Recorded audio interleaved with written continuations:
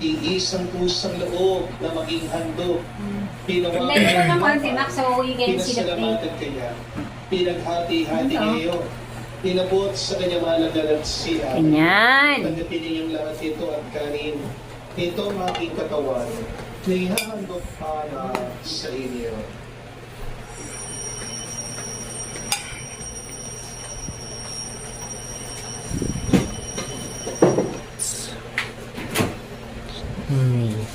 Gayon din naman na matapos ang hapunan, hinawakan niya ang kalis, muli niya pinasalamatan.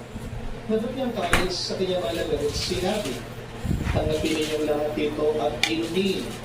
Ito ang kalis ng aking dugo, ng bago at walang hanggang tipan.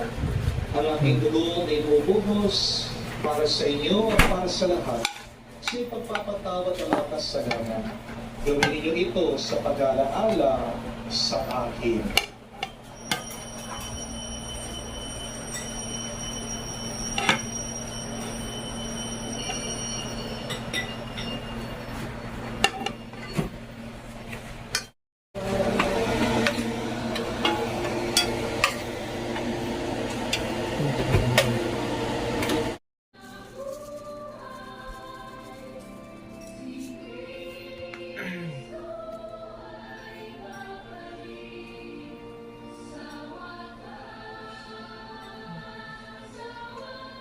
You want this one? Yeah. Ito.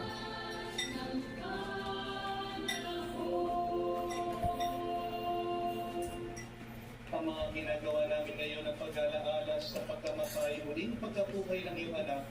Kaya tinialay namin sa iyong tinapay na binibigay buhay at ang kalis na nagkakalat ng kaligtasan.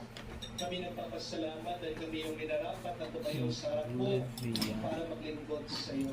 Sinasama namin kami magsalot-salot sa katawan at dugo ni Kristo ay mabuklod sa pagkakaisa sa pamamagitan ng Espiritu Santo. Kamalingapin mo iyong simbahan, laganap sa buong daigdig. Puspos kawawan sila pagkain sa iyong kaliwan. Kawawan mo kami na kami lahat, makasala sa iyong buhay at buhay. Kasama at iyong pinag-Diyos, ang isang-isang siya na ibang ating Kristos. Ang isa ng apostol, at lahat ng mga nananatili sa daigdig na kalagay sa iyo. Pinag-iwan na namin ang Diyos sa mahal, makapangyarihan, Da. kasama ng Espiritu Yaka. Santo. Ubusin na ni Maki. Sa swap. Sarap. Mix and mix. Mix all.